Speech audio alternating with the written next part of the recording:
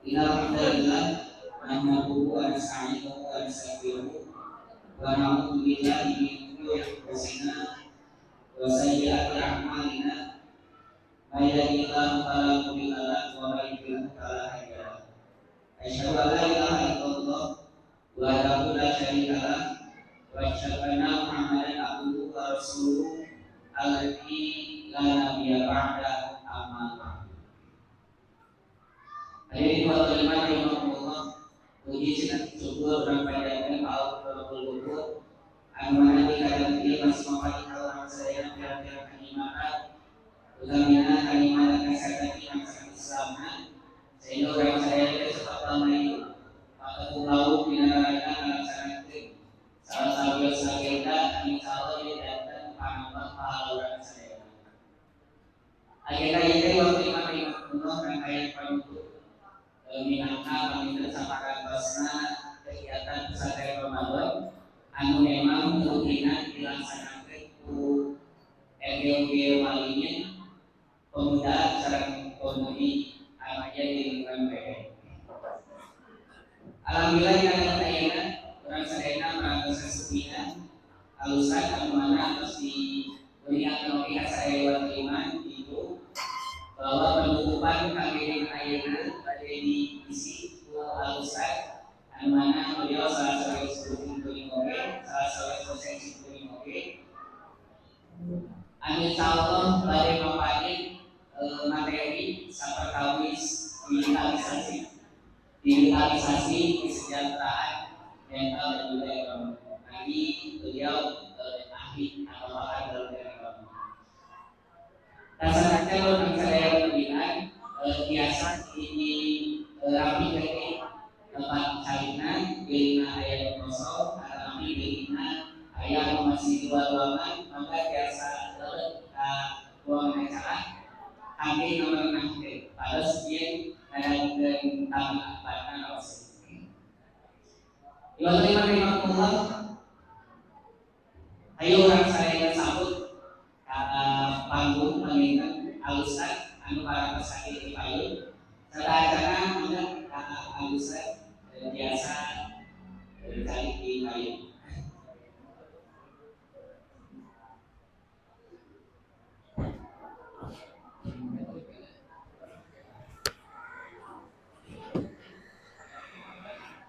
Selain kawinan sidoi dari Nosing Siti Abusan. Nama beliau adalah Dr. Baik Awaludin SHI MA. Tempat lahir beliau di Tasik 14 September 1998. Alamat rumah beliau adalah di Jalan Bapak Ciberem nomor 158. Daerah Campaka Agil Bandung. Nomor HP beliau 082 140 655 113. Email beliau adalah ratikawak@gmail.com. Riwayat pendidikan beliau pernah sekolah dasar di Cibuntu 3 Bandung pada tahun 1993. Juga MTS Persatuan Islam Bandung 1995 dan MA Persatuan Islam Bandung 1998. Pajagalan Indonesia. Beliau juga S1 di UIN Sunan Gunung Jati Bandung, Fakultas Syariah tahun 1998 sampai 2002. S2-nya beliau Fakultas Syariah di Jakarta 2012 sampai 2005. Beliau juga S2 Ekonomi Islam di UGM Yogyakarta 2008 sampai 2010 dan S3 Hukum Islam 2017. Adapun riwayat organisasi beliau itu BEM Fakultas Syariah UIN Bandung 2000 sampai 2002. Juga Ketua Umum PP Hima Persatuan Islam 2003-2005. Direktur Pendayagunaan Pusat Jalan Umat atau PJU 2011 sampai 2012. Direktur Program Alih Learning Center 2012 sampai 2013. Bidang Ekonomi MUI Kota Bandung 2015-2020, hingga ekonomi dan keuangan PPPRSIS 2015-2020, hingga penjahatan PPPRSIS 2012 sampai 2020. Adapun riwayat pekerjaannya, beliau pernah menjadi dosen tidak tetap manajemen keuangan syariah Fakultas Syariah dan Hukum di UIN Batu 2008 sampai sekarang. Beliau juga dosen tetap prodi Ekonomi Syariah STIP Batu 2012 sampai sekarang. Kalau sekarang PKIP di sini agama sampai sekarang. Terus juga beliau di DPS atau Dewan Pengawas Syariah DPRS Pusaka 2014 sampai sekarang. Beliau juga DPS Komponen dari Tauhid 2017 sampai sekarang. Beliau juga sebagai DPS Rumah Sakit di lokal sampai sekarang. Dan beliau juga DPS Multiniaga dalam asuransi syariah. Adapun karya-karyanya beliau kurang lebih ada 4 buku yang ada 4 karyanya yang beliau tulis. Oleh karena itu dari sisi beliau kebetulan beliau juga salah satu dosen GIP yakni ekonomi syariah, dan kebetulan waktu seminar proposal skripsi beliau juga menguji saya di kampus. Insya Allah saya sebagai diamanahan panitia nyata tema besar yaitu dampak negatif digitalisasi kesejahteraan mental dan ekonomi keluarga. Begitu siapkan skill sadayana, siapkan oke bagian mata orang sadayana. Mungkin insya Allah di akhir ada sesi tanya jawab, maka pilihkan ayat kelima ayat pertarosan dan boleh ditarosin alusan. Begitu sebaliknya walau kita wakas alusan tadi di program. Tes 1, 2, 3. Jazakallah pada pengatur acara. Alhamdulillahirabbil alamin wa bihi nasta'inu ala umuri dunya waddin. Asyhadu an la ilaha wahdahu la syarikalah wa asyhadu anna Muhammadan abduhu wa rasuluh. Amma ba'd. Ikhwatu iman rahimakumullah. Saya sangat senang bisa silaturahim di acara ini. Sohibul hajatnya adik-adik kita RKUG ya, santren, pleret, pasti terlibat di sini pemuda dan pemudi Persis, atau ada yang IFI, Hima juga, tentunya orang tua, para asatidzah yang insya Allah dimuliakan Allah Subhanahu Wa Taala. Biasanya enaknya bagi Ustadz kalau sauma cukup kultum saja ya, kuliah dulu makan gitu. Sekarang masih agak waktunya panjang, ngabuburit saja. Temanya ini dahsyat sekali Bapak ya, adik-adik kita sudah bisa membaca situasi zaman, ada apa dengan digitalisasi, terutama digitalisasi ekonomi. Sebelum ke sana lebih jauh, mari kita refleksi dulu bagaimana kondisi umat Islam sejak terbebas dari penjajahan. Sekarang penjajahan itu muncul lagi dan mengaku menang padahal kalah ya. Donald Bebek itu sudah kampanye cukup menang melawan Iran padahal kalah sebenarnya ya. Nah ini akan terulang lagi, bisa jadi nanti yang diserang itu orang pleret, bisa jadi. Jangan tenang-tenang saja. Sampai SBY kemarin melontarkan, kalau Jakarta diserang bagaimana, siap enggak? Sekarang bukan perang di darat, di laut ya, keceplakan di laut bukan. Sekarang perang modern, pakai AI, pakai robot, ya. Tapi Iran sangat tangguh dan hebat, perang asimetris. Jadi perangnya itu tidak melawan apa yang digunakan Israel, Amerika, Iran itu nggak mengikuti karena pasti kalah. Pesawatnya ya, Iran punya rudal aja cukuplah, rudal jarak jauh, balistik, yang Iron Dome juga sudah tidak kuat lagi. Cukup punya rudal balistik yang disistemkan dengan sistem teknologi canggih. ditambah Iron Dome. Itulah perang hari ini bisa jadi menimpa. Siap-siap nih, karena orang-orang kafir itu imperialis, tidak akan berhenti. Bisa jadi nanti Asia Tenggara kita siap aja insya Allah. Ya apalagi bapak-bapak Pak ya, sudah menjelang maghrib ngapain Pak, mending jihad Pak ya. biar husnul khotimah gitu ya. Jadi kita harus cemburu ke orang Palestina, walaupun hidupnya ripuh tapi dia itu pasti syuhada. Pasti syuhada karena membela agama, membela kampung halaman. Kalau kita di sini meninggal membela apa coba? Belum tentu membela agama, membela kebenaran. Menarik sekali, ada sebuah buku tahun 92 diterjemahkan oleh penerbit Bulan Bintang. Buku ini buku favorit saya Bapak waktu mualimin. Mualimin 92 ya, makanya pas mualimin baca buku inilah.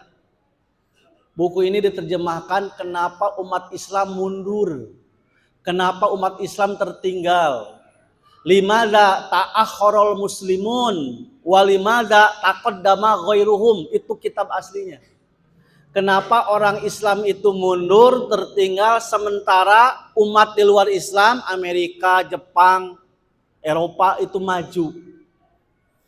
Pertanyaan ini dari seorang ulama dari Kalimantan, namanya Muhammad Basuni Imron, seorang mufti kerajaan. Dia menulis pertanyaan kepada majalah Al-Manar, majalahnya Muhammad Abduh dan Muhammad Rasid Ridho. Majalah ini menginspirasi gerakan Quran Sunnah, tajdid. Tokoh kita Hasan, ya, di pustakanya waktu saya ke pustakaan di Bangil, majalah Al-Manar itu ada karena beliau terinspirasi dengan majalah Al-Manar. Lalu Persis membuat majalah namanya Pembela Islam, Al-Lisan, Risalah, itu inspirasi dari majalah Al-Manar. Pertanyaan ini dari Kalimantan ke Mesir, ke redakturnya kebetulan Muhammad Rasid Ridho. Pertanyaannya tadi, kenapa orang Islam sekarang tertinggal? Tahun berapa tuh? Sebelum kemerdekaan, 1930-an lah. Kenapa umat Islam itu mundur? Ya. Sementara umat lainnya maju. Limadza ta'akhkharul muslimun walimadza taqaddama ghairuhum, taqaddamal masihun. Orang-orang Kristen lebih maju orang-orang barat. Nah, tentu pertanyaan ini agak berat.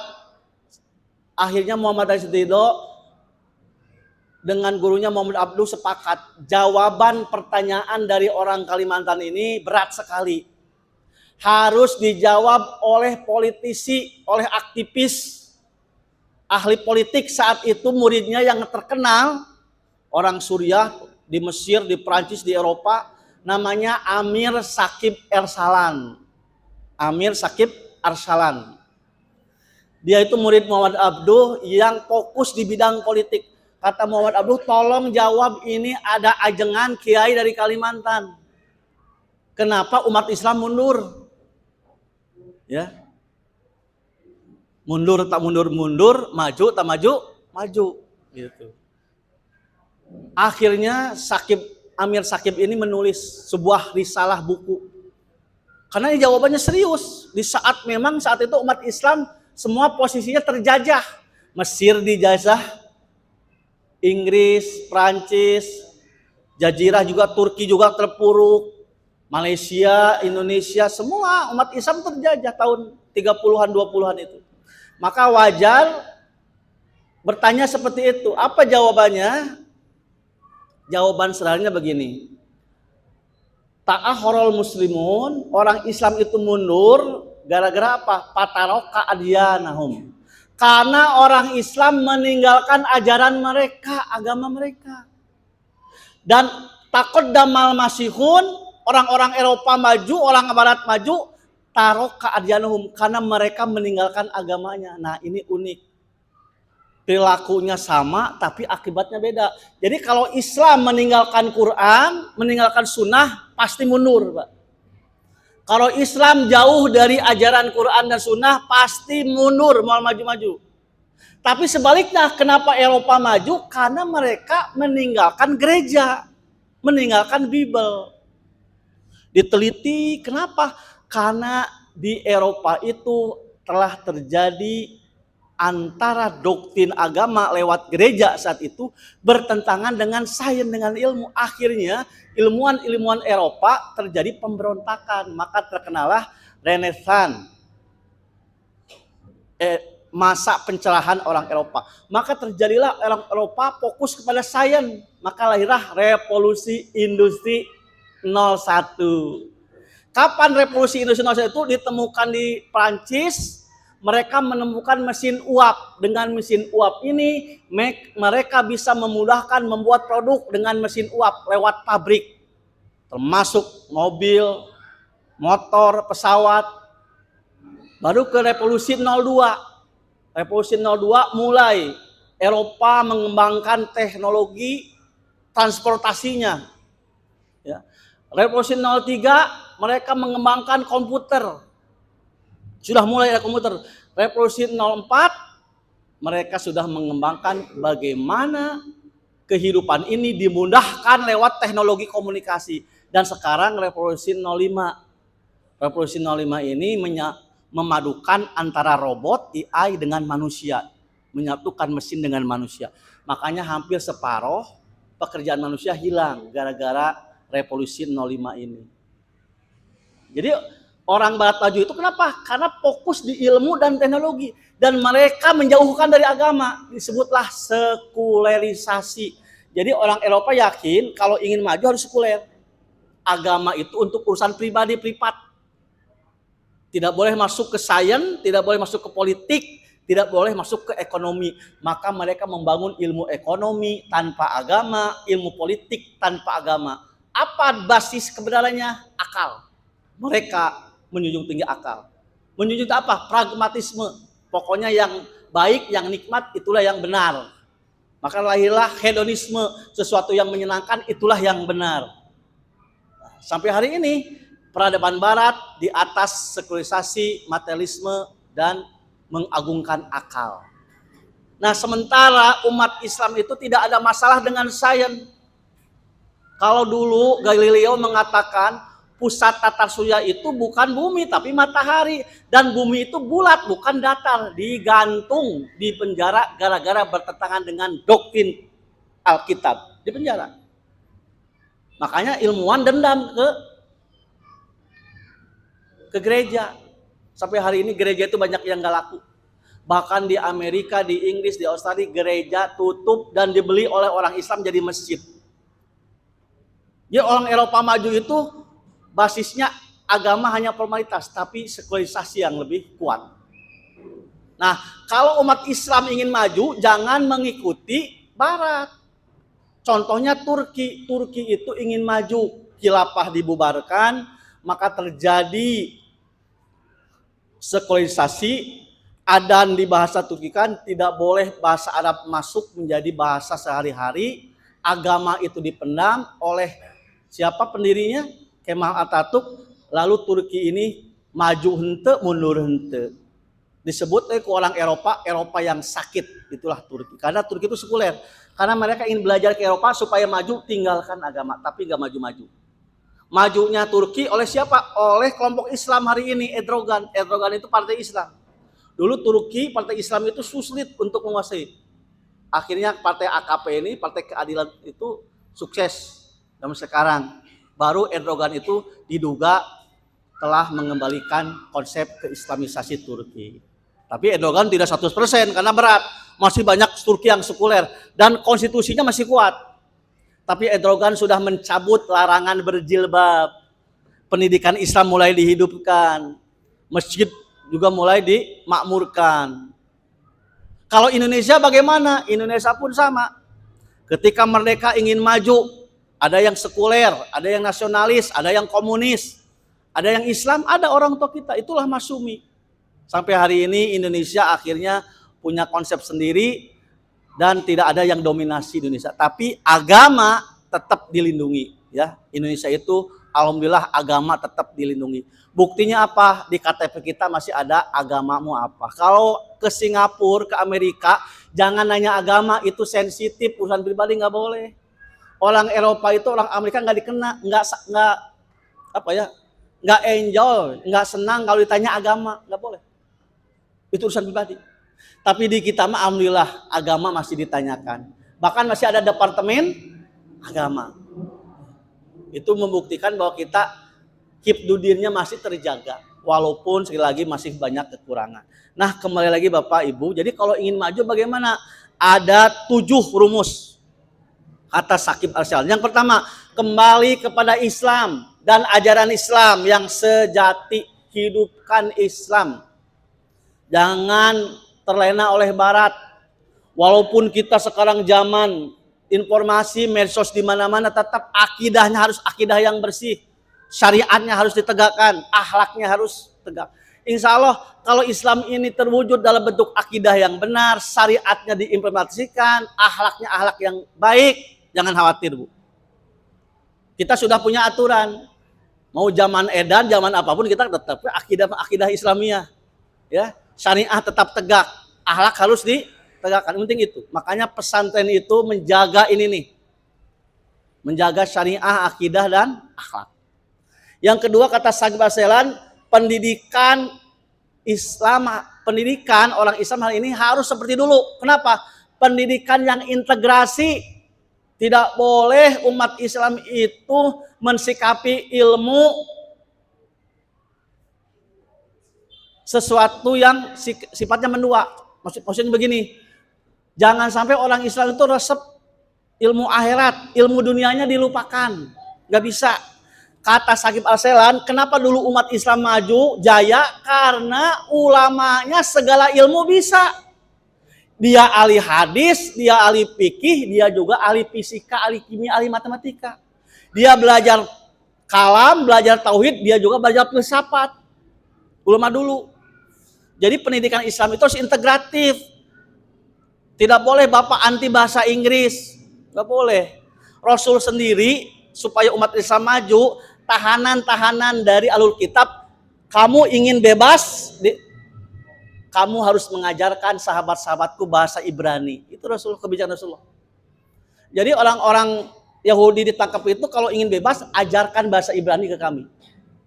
Pentingnya bahasa asing untuk menguasai peradaban mereka. Jadi kalau ingin maju, pendidikan kita itu harus semua ilmu dihormati dan ditekuni. Walaupun tidak semua ahli. Jadi kalau anak didik kita senang kimia, silahkan. Senang fisika, psikologi, ilmu politik, silahkan. Jangan sampai semua homogen. Di masyarakat Islam harus ada ahli kedokteran, bahkan harus ada ahli nuklir. Harus belajar ke Iran. Walaupun Syiah, tapi masalah membangun kekuatan, Iran nomor 1. Diboykot hampir 50 tahun, bayangkan, diboykot 50 tahun. Tapi ternyata bisa bikin mobil sendiri, bikin rudal sendiri. Bahkan negara-negara muslim yang paling hebat teknologinya adalah Iran hari ini, bukan Arab. Arab itu loba duit, beli aja di Jerman. Pingin jam gede, beli ke Jerman. Ya, pingin mobil bagus, orang Arab nggak mau pusing, naon ingin mobil, beli ke Jerman, ke Amerika. Ya, ke Indonesia nak embung dah produknya apaan saja Xenia cenah. Gitu kan. Jadi orang Arab karena oleh Allah diberikan kenikmatan negara petrodollar itu gara-gara minyak. Jadi mereka teknologinya itu beli aja, nggak mau bikin. Ketika Arab butuh keamanan, maka nyewa satpamnya Amerika. Lihat negara Arab, Teluk, Kuwait, Saudi, Qatar, itu semua pangkalan Amerika. Dan itu bayar. Karena takut dulu dibom sama Saddam Hussein. Takut diserang oleh Iran. Akhirnya orang Arab Teluk itu semua mengizinkan pangkalan militer Amerika. Itu gak gratisan. Cuman kemarin kecewa. Pangkalan militernya semua kena oleh Iran. Maka orang Arab kecewa. Kumaha ya teh keamanan teh geus diberi duit gede. Nah ini kan tanda-tanda ada perubahan. Ya. Kita harus belajar ke Iran. Kamu tidak mau. Ya, jangan belajar akidah, terus akidah udah sesat, ya. Tapi belajar sayangnya, kedisiplinnya, harga dirinya, gitu ya. Kalau urusan akidah udah clear dari dulu juga, Syiah itu sesat, tidak ada yang tidak mencari Syiah. Para ulama itu udah beres, sudah selesai. Tapi urusan dia bela negara dan kemandirian, ya itu harus dipelajari, gitu ya. Selanjutnya etos kerja dan disiplin. Kata Amir Shakib Al-Salan, kenapa Barat maju? Karena mereka disiplin. Mereka etos kerjanya tinggi. Kenapa Jepang maju? Karena etos kerjanya tinggi. Umat Islam etos kerjanya rendah. Ya. Menurut sunatullah, tetap Allah akan mengizinkan orang yang tekun, orang yang profesional dalam segala bidang. Ini hukum sunatullah. Etos kerja tinggi ini harus dimulai dari mana? Dari pendidikan dan habit kebiasaan. Rasulullah sudah memberi contoh. Allahumma barik li ummati fi bukuriha. Ya Allah, berikan keberkahan, kebaikan untuk umatku ketika dia bangun subuh. Jadi ciri muslim produktif adalah ketika bangun subuh. Etos kerja tinggi itu dimulai dari subuh. Coba adik-adik, berapa jam sehari? Penelitian di Amerika, pengusaha sukses rata-rata tidurnya 3 jam sampai 5 jam. Ini di survei ini pengusaha sukses rata-rata tidurnya 3 jam sampai 5 jam. Hari kita tidurnya seberapa jam?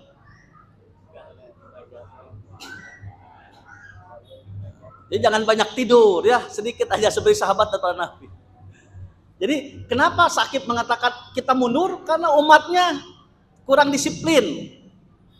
Etos kerjanya rendah. Selanjutnya apa? Persatuan sebagai pilar peradaban. Nah, problem umat Islam itu di internet adalah persatuan. Kita akui Islam itu satu agama, tapi prakteknya banyak mazhab. Nggak bisa, itu fakta. Syiah pun fakta, nggak bisa. Syiah jadi Sunni, dia tahu nggak sejarah. Bahkan kelompok yang pertama dalam saya adalah Syiah. Syiah itu fakta. Yang penting bagaimana Syiah itu jangan mensyiahkan orang Indonesia yang Sunni, itu saja. Saling menghargai. Termasuk perbedaan fikih itu fakta. Bahkan para ulama bisa jadi rahmat perbedaan fikih itu supaya umat mudah. Karena ada orang yang cocoknya dengan gaya NU, ada orang yang cocoknya gaya Muhammadiyah, ada yang cocok dengan gaya Persis. Beragama nate nggak bisa dipaksakan. Kita hanya mendakwahkan ini loh Quran Sunnah. Kita tetap mendakwahkan tapi nggak bisa memaksakan. Bahkan dulu di antara para ulama ada kaidah, selama ulama itu beristihad maka ada 4 kaidah. La takfiro, jangan mengkafirkan istihad orang lain. La tahti, jangan mensalahkan. La inkaro, jangan diingkari, itu beda. La tabdi, jangan sampai membid'ahkan. Sampai begitu ada kaidahnya. Kalau memang murni istihad. Al istihadu la yanqudu bil istihad. Istihad seseorang tidak bisa dikalahkan dengan istihad orang lain. Nah, kita kadang-kadang suka melihat sisi ininya. Persatuannya hilang. Tapi alhamdulillah Indonesia sudah teruji. Sebelum kemerdekaan kita punya Majelis A'la Indonesia melahirkan Masumi. Dan di zaman Orde Baru melahirkan MUI. Itu supaya ada lintas ormas, karena perbedaan mazhab fikih disatukan dalam bentuk wadah MUI. Kalau tidak ada wadah seperti ini bahaya. Maka kata Shakib Al-Salan, kalau umat Islam enjoy dalam perbedaan ya, yang seharusnya saling toleransi, maka umat Islam akan terpecah, tidak akan maju. Umat Islam harus bersatu. Persatuan Islam ini harus menjadi goal terakhir.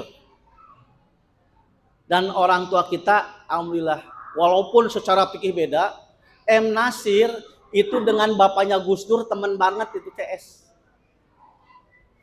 Pak Isa Ansori kalau ke Kalimantan itu tidur di bapaknya Pak Quraish Shihab. Itu harus tahu sejarah. Bapaknya Quraish Shihab itu ulama besar. Makanya anak-anaknya parinter ya, Pak Quraish Shihab itu gitu ya. Terlepas dari pemikiran beliau ya. Tetapi bapaknya tuh kiai. Pak Ketua PSIS itu Kiai Ansori sering nginep di bapaknya Pak Quraish Shihab. Itu saya baca sejarah.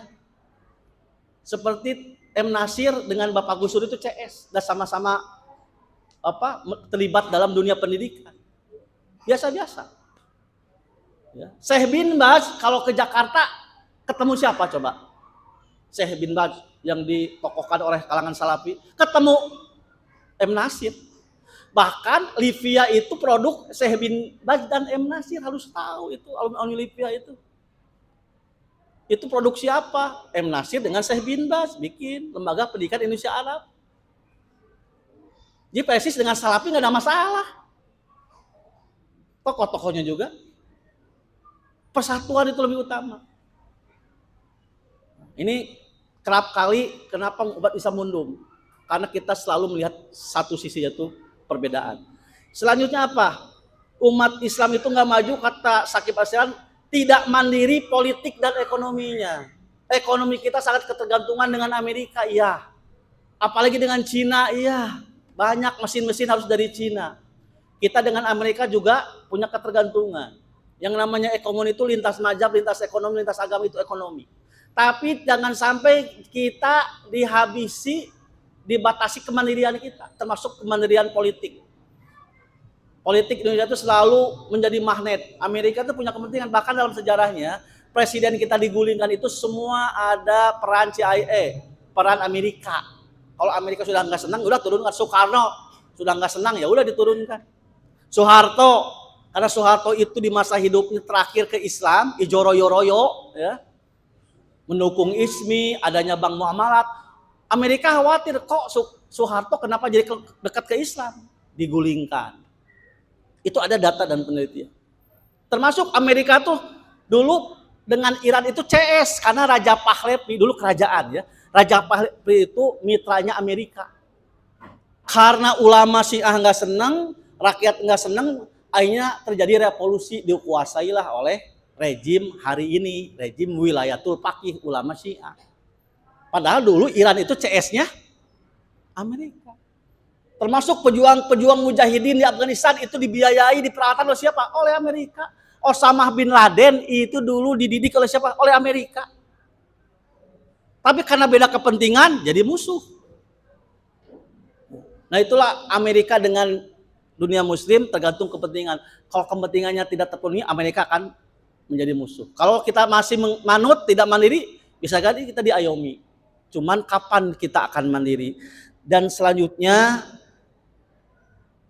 umat Islam harus menguasai teknologi. Nah ini Syakib Al-Sailan ngomong tahun 1930, tapi kesimpulannya keren. Umat Islam harus menguasai teknologi dengan berbasiskan nilai. Kesimpulannya begitu. Jadi Syakib Al-Sailan itu hidup tahun 1930.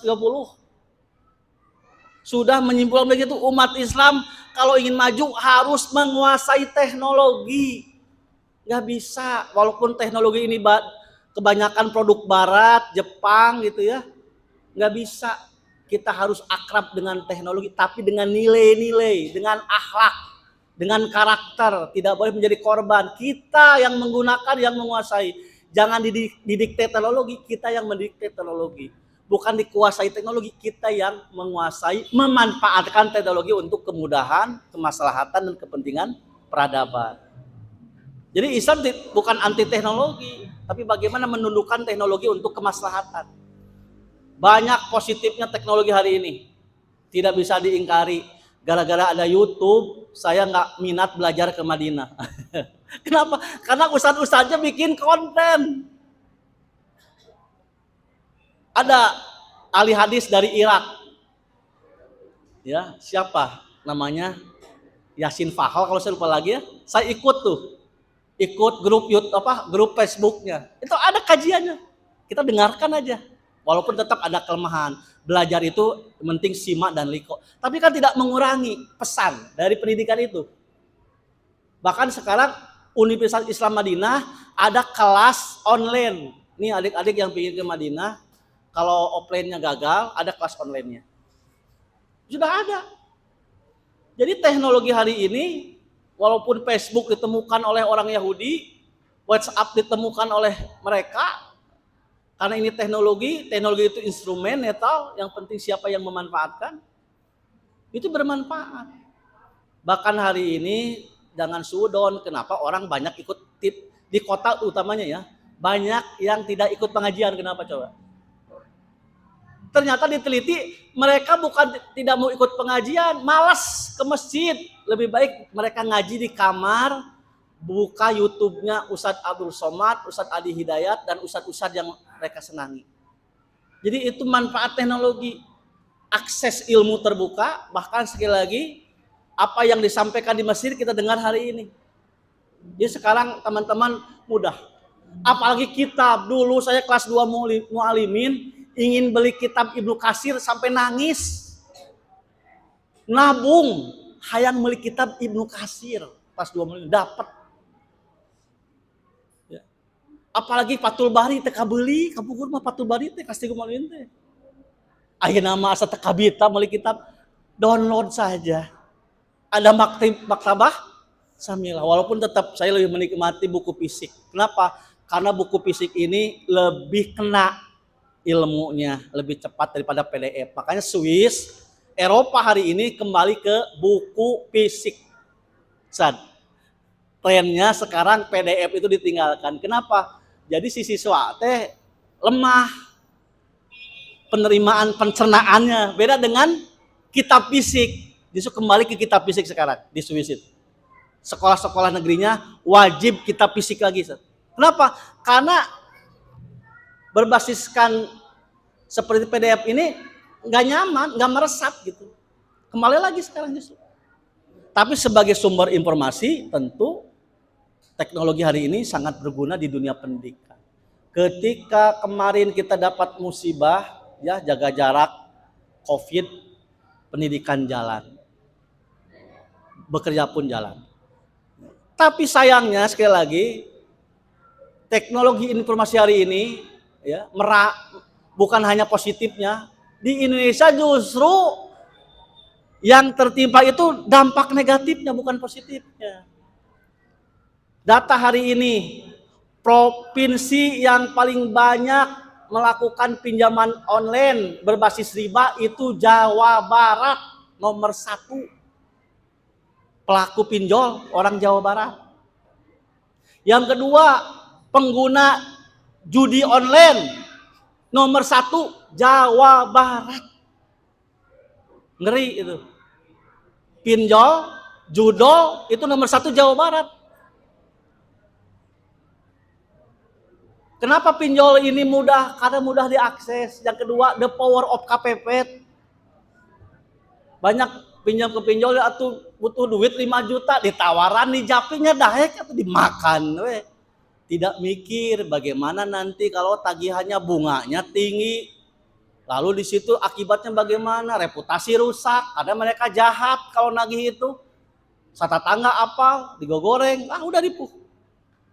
Sampai kemarin pemerintah bikin kebijakan karena yang kena pinjol itu juta-juta, akhirnya memberi bantuan. Bahkan ada wacana Bajnas ingin membantu yang kena pinjol. Karena termasuk gorimin. Jadi dampak dari revolusi informasi hari ini harus diakui. Banyak yang mudah melakukan kerugian. Salah satu tadi pinjaman online. Dulu yang saya teliti, anak-anak remaja itu ada 3 isu sebelum adanya medsos. Kasus remaja itu ada 3 isu. Pertama, penyimpangan seksual. Di Jogja, di Jakarta, Bandung, Jakarta, anak-anak SMA itu 35% sudah tidak virgin lagi. Anak-anak SMA sudah melakukan aktivitas sosial, namanya KNPI. Tahu KNPI? Apa? Coba siapa yang tahu KNPI? K-nya kissing. Ciuman. Makanya wajar kalau ada yang mengharamkan pacaran. Karena sudah dekat. Netting, pegang-pegangan. Petting, raba-rabaan. Yang terakhir interclose, hubungan suami istri. Itu diteliti di Jogja, di Bandung, Jakarta, Surabaya.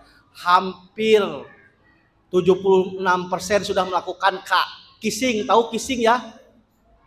Kalau ibu di WC sejam 2 jam itu kissing. Oh, ngissing itu. Jadi yang sudah melakukan ciuman sekian persen, main raba-rabaan sekian persen, hubungan seksual. Sampai dulu Yusuf Kala punya ide waktu jadi wapres. Apa idenya? Bikin ATM kondom. Wah, banyak yang ngeritik. Saking pusing, banyak anak-anak kita penyimpangan seksual. Supaya tidak ada hamil, aborsi, ATM kondom. Atau sarua ejeng memfasilitasi, tapi ditolak, banyak yang menolak. Saking pusing nata. JK, iku mah cenah loba nu ka dieu budak teh, nyeun ATM kondom we gitu. Itu ditolak. Yang kedua, penyalahgunaan narkotik, obat-obatan terlarang. Sekarang obat-obatan terlarang itu mulai berubah-ubah. Narkotik hese sekarang tahu anak-anak yang suka mabok apa? Beli obat batuk jeung obat tidur dihijikeun. Lumayan eta teh sakau eta teh. Ada yang lebih murah beli Aibon. Modal 7.000 bisa sakau. Dulu begitu penyimpangan itu. Yang ketiga apa? Penyimpangan remaja saat itu. Yang zaman saya gitu ya. Apa yang ketiga? Kenakalan dan perkelahian remaja. Wah dulu mah resep gelut teh, tapi bung sorangan sieun sorangan mah rombongan. Di Jakarta lihat pasti kenapa STM diganti dengan SMK, karena STM sudah jelek di masyarakat. Galelut wae budak STM teh diganti we SMK, batur mawa buku ieu mawa obeng jeung rantai geura. Diganti we ku pemerintah teh jadi SMK biar bagus lagi image-nya. Karena STM mah galelut wae. Nah, sekarang apa problemnya? Gen Z sekarang lebih parah lagi. Penyimpangan seksual itu adanya di mana? Di LGBT sekarang mah. Komunitas LGBT sesama jenis banyak. Cianjur, Ciamis. Ngeri, Pak. Karena ini tren global, ini proyek Zionisme didukung oleh PBB. Indonesia ditekan harus mengakui komunitas sesama jenis. Jangan disikapi diasingkan, itu melanggar HAM.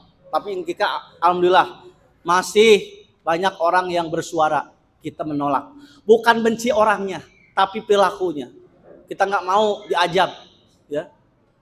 Apa problem hari ini? LGBT itu kebanyakan lewat mana? Lewat Facebook, lewat WA. Hati-hati. Anak ibu kalau nyaman di kamar sendirian lama-lama ketawa sendiri, enjoy sendiri, hati-hati. Atau ketemu tingkah lakunya laki-laki seperti perempuan seperti laki-laki. Pokoknya kalau ada penyimpangan, hati-hati. Sekarang komunitas LGBT itu banyak sekali. Dan kalau sudah masuk diteror terus, kasihan. Padahal anak ini nggak mau, tapi diteror terus. Hati-hati. Yang kedua apa? Penyimpangan hari ini yang sangat bahaya. Yang sangat bahaya hari ini adalah depresi. Yang depresi itu bukan bapak-bapak dulu, yang depresi itu bapak-bapak, ada urusan dapur, kecumponan. Sekarang terbalik, kelas 5 SD sudah depresi, Pak. Kelas sanawiyah sudah stres. Gara-gara apa? Gara-gara media sosial. Ini ada beberapa penelitian, ya. Ini catatan saja, Bapak, Ibu. Ciri anak itu sudah kena korban gadget itu pertama nih. Orang tua harus memperhatikan 11 tanda-tanda spesifik indikasi anak itu, remaja itu kecanduan gadget. Pertama, susah berkonsentrasi. Jadi budak emang susah berkonsentrasi. Digeruan 5 kali ke kajauh bae banyak. Gitu. Itu sudah kecanduan. Tolong itu disikapi. Yang kedua apa? Emosional. Anak sekarang itu. Ya. Kalau Rasulullah hadir mah latagdob pasti itu disampaikan ke budak ayeuna. Babari amek budak ayeuna teh. Itu pengaruh gadget itu. Yang ketiga apa? Susah mengambil keputusan. Jang ieu pamicenkeun sampah pulang anting we ka mana teu konsen we budak ayeuna mah. Ya. Selanjutnya apa? Ciri yang kelima, susah berkomunikasi dengan orang lain. Dulu mah ya, benar-benar ada adab. Kalau ke rumah orang berhadap dengan orang tua begini santun ngobrol. Sekarang budak teh cuek we aya tamu teh. Assalamualaikum teu dijawab kieu we. Itu kecanduan gadget. 6. Ekspresi wajah lemah. Mengekspresikan emosi yang tidak berubah. Wajahna teh lemah, sayu-sayu tidak bergairah gitu, lempeng wajahna teh. Selanjutnya apa? Melemahnya jantung. Kedelapan, mudah dipengaruhi anak sekarang itu. Antisosial dan sulit berinteraksi. Gangguan keterampilan dalam dunia nyata, kurangnya pemahaman prinsip-prinsip akhlak. Gangguan keterampilan. Titah naheur cai teu bisa. Titah beberes di bibir imah teu bisa. Dulu saya ngechat bisa diajar, udah karena diajar ya. Minimal nanam singkong bisa, hok budak ayeuna diajak anu keterampilan. Kalau di Pledebda insya Allah ya mungkin masih bisa. Tapi so, di daerah tertentu yang sudah gadget banget nah udah itu 11 ciri. Di problem hari ini begitu Pak, dampak digitalisasi itu. Jadi yang namanya digitalisasi itu memang memudahkan untuk ekonomi jadi terbuka, nggak usah bikin lapak di Palaguna di Pasar Baru, bikin lapak di Alkun aja. Itu positifnya digitalisasi ekonomi, orang bebas untuk berdagang lewat online, lewat lapak. Tetapi negatifnya semua kecanduan, semua pegang ini. Ya. Jauh tina HP sajam 2 jam langsung stres. Nah ini bagaimana menyeimbangkan, jangan sampai kita diperbudak oleh teknologi, ini tantangan untuk hari ini. Jadi sekali lagi kita nggak boleh jauh dari teknologi, kita harus kuasai teknologi, bahkan kalau bisa santri di sini harus ada yang jadi saintis, ilmuwan, belajar biologi, belajar fisika. Kalau bisa Indonesia itu punya bom nuklir, dihargai batur lah. Mun aya nuklir salalieureun KBG Australia sieun. Ya, kenapa Pakistan dihargai? Karena ada nuklir. Kenapa Iran ditakuti? Karena diduga ingin nuklir. Kan yang punya nuklir itu orang-orang barat, Amerika, Perancis, Israel, India. Negara Islam yang punya nuklir cuma satu, Pakistan. Makanya India kemarin ketika ngajak perang, ku Pakistan mah. Karena lebih maju SDM teknologinya. Coba Indonesia. Indonesia alhamdulillah ya, kita juga punya dasar pondasi kedirgantaraan kita lewat Hussein B.J. Habibie ya, pesawat kita. Tapi kita belum maksimal. Masa depan dunia nggak tahu, yang jelas yang namanya penjajahan akan terulang kembali. Ya hari ini lihat Palestina nggak bisa apa-apa, orang Arab hanya nonton, berbaik-baik dengan Donald Bebek kalakah jeung Israel gabung nanti, pangkalan hancur. Iran yang hari ini menurut saya bukan menang ya, secara moral Iran sudah tenang. Kenapa? Karena dia sudah punya pertahanan yang kuat, siap melawan musuh. Kalau Indonesia, udahlah Indonesia jangan ngajak ribut, jangan perang. Perang itu merugikan. Makanya Indonesia itu politiknya bebas aktif, hade kasasaha. Jeung Amerika hayu, jeung Cina hayu, jeung Rusia hayu, jeung Arab hayu, Indonesia mah itu kerennya Indonesia. Jadi Indonesia itu punya diplomasi sebenarnya. Kelebihan Indonesia itu punya diplomasi. Jadi nggak mau banyak musuh. Ya, nggak mau banyak musuh. Tetapi sekali lagi saya melihat pemerintah hari ini sudah punya perhatian terhadap senjata-senjata modern. Dan itu tergantung apa? Sumber daya manusia. Anak-anak kita nih. Jadi nggak boleh jauh dari teknologi. Yang penting kita bagaimana menaklukkan teknologi. Dan terakhir kata Syekh Al-Salan, tegakkan akhlak yang mulia. Ujung-ujungnya peradaban Islam itu berbasiskan adab akhlak. Profesor Nukeb Alatas yang kemarin meninggal, pakar pendidikan dan peradaban, mengatakan problem umat Islam itu apa? Lost adab, akhlak yang hilang. Di pendidikan adabnya nggak ada, di dunia kerja nggak ada, di tetangga nggak ada. Bahaya ini kalau umat Islam sudah hilang adab.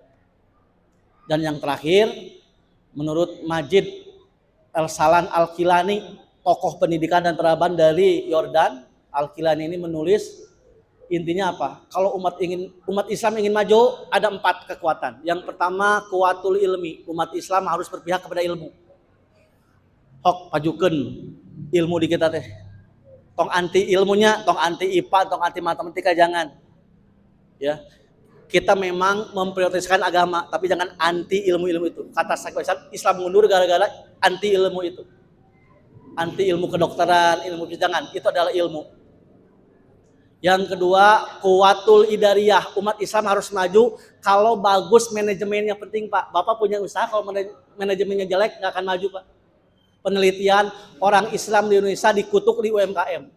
Jadi orang Indonesia mah, umat Islam nggak akan melahirkan konglomerat baru. Kenapa?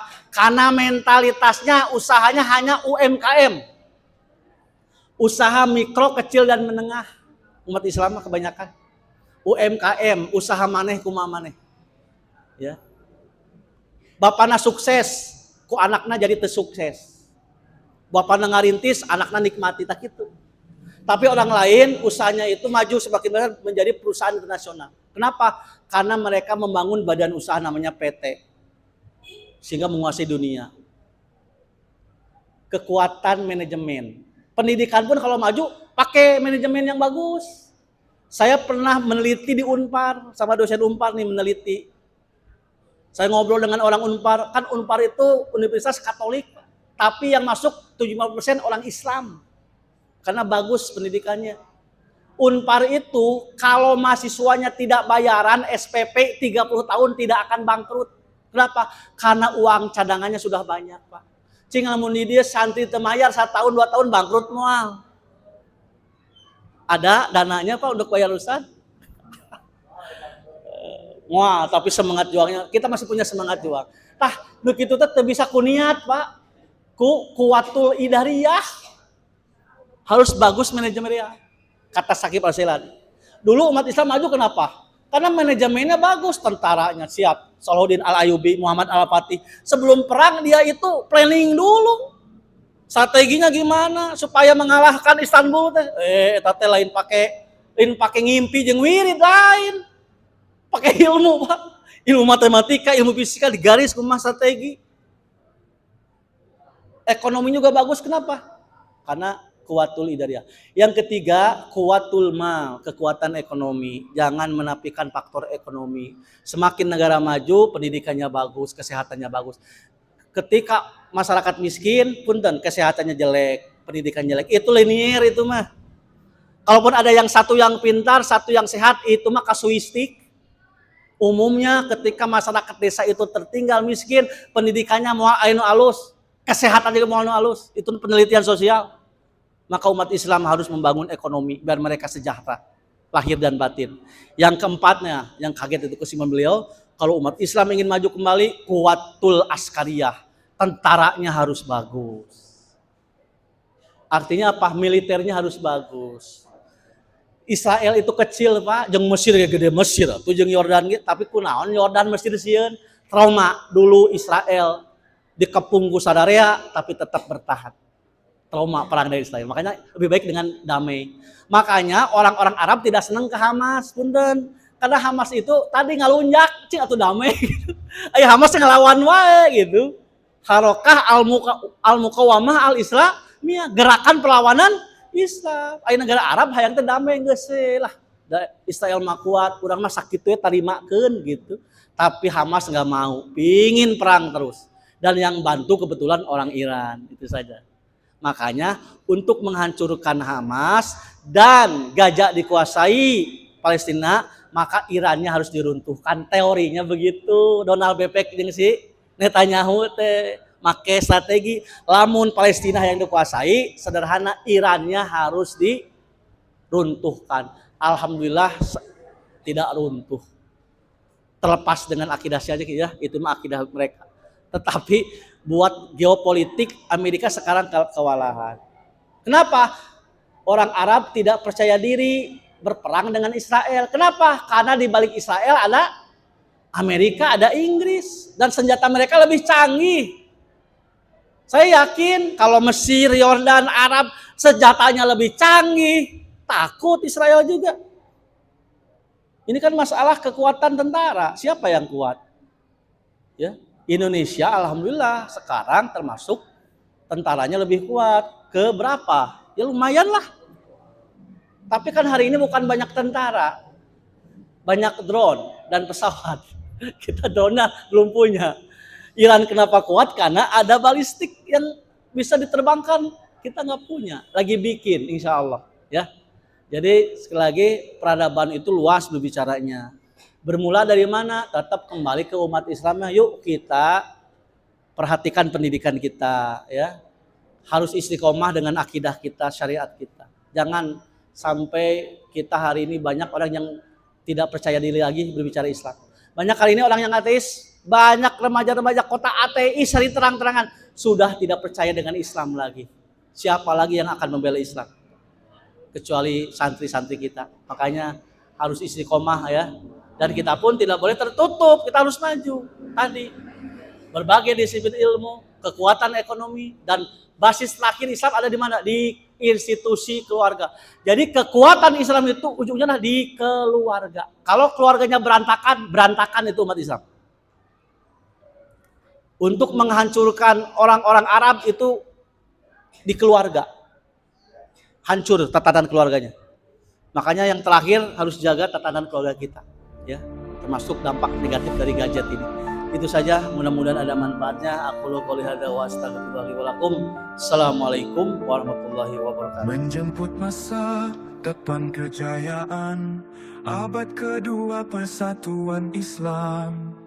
Kita kuatkan seluruh barisan, satu padukan mujahid-mujahidah takwa. Menyongsong era kemasan Islam, generasi pewaris risalah Nabi. Ikhlaskan niat, bulatkan tekad, untuk lanjutkan estafeta perjuangan. Tak ada waktu untuk berseteru, tak ada ruang untuk bertengkar.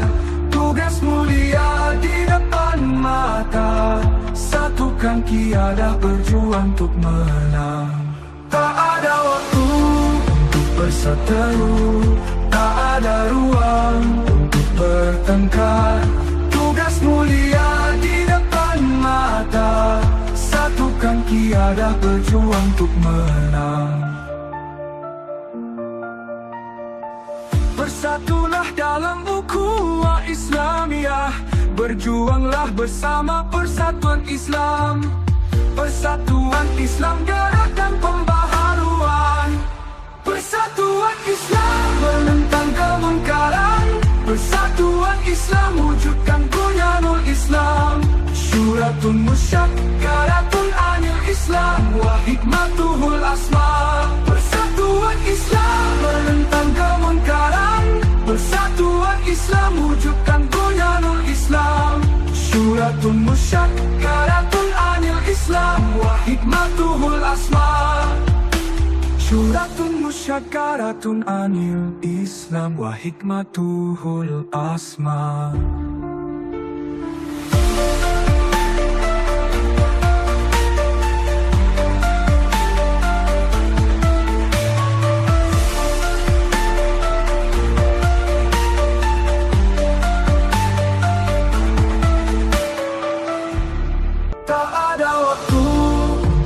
Seteru, tak ada ruang untuk bertengkar.